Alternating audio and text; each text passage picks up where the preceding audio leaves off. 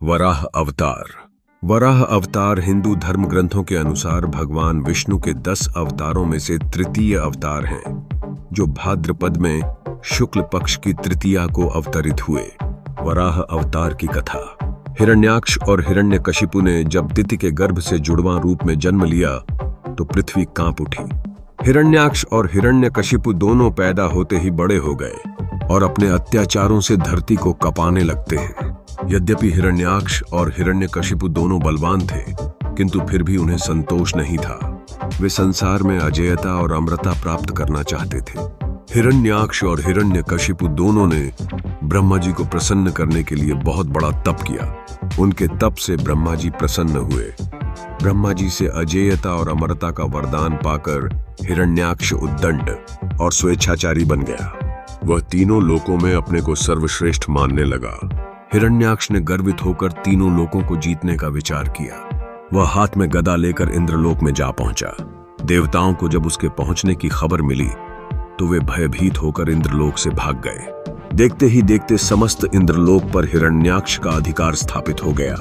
जब इंद्रलोक में युद्ध करने के लिए कोई नहीं मिला तो हिरण्याक्ष वरुण की राजधानी विभावरी नगरी में जा पहुंचा। वरुण ने बड़े शांत भाव से कहा, तुम महान योद्धा और शूरवीर हो, तुमसे युद्ध करने के लिए मेरे पास शौर्य कहां? तीनों लोकों में भगवान विष्णु को छोड़कर कोई भी ऐसा नहीं है जो तुमसे युद्ध कर सके, अतः उन्हीं के पास जाओ, वे ही तुम्हारी युद्ध पिपासा शांत करेंगे। वरुण का कथन सुनकर हिरण्याक्ष भगवान विष्णु की खोज में समुद्र के नीचे रसातल में जा पहुंचा। रसातल में पहुंचकर उसने एक विस्मयजनक दृश्य देखा। उसने देखा एक वराह अपने दांतों के ऊपर धरती को उठाए हुए चला जा रहा है। हिरण्याक्ष वराह को लक्ष्य करके बोल उठा, तुम अवश्य ही भगवान विष्णु हो।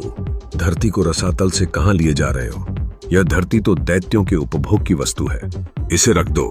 तुम अनेक बार देवताओं के कल्याण के लिए दैत्यों को छल चुके हो, आज तुम मुझे छल नहीं सकोगे। फिर भी भगवान विष्णु शांत ही रहे। उनके मन में रंच मात्र भी क्रोध पैदा नहीं हुआ। वे वराह के रूप में अपने दांतों पर धरती को लिए हुए आगे बढ़ते रहे। हिरण्याक्ष भगवान वराह रूपी विष्णु के पीछे लग गया। उन्होंने रसातल से बाहर निकलकर धरती को समुद्र के ऊपर स्थापित कर दिया। हिरण्याक्ष उनके पीछे लगा हुआ था, अपने वचन बाणों से उनके हृदय को बेध रहा था।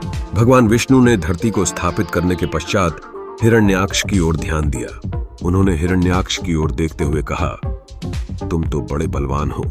बलवान लोग कहते नहीं हैं, करके दिखाते हैं। तुम तो केवल प्रलाप कर रहे हो।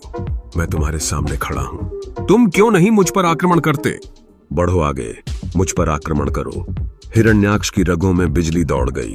वह हाथ में गदा लेकर भगवान विष्णु पर टूट पड़ा। भगवान के हाथों में कोई अस्त्र शस्त्र नहीं था।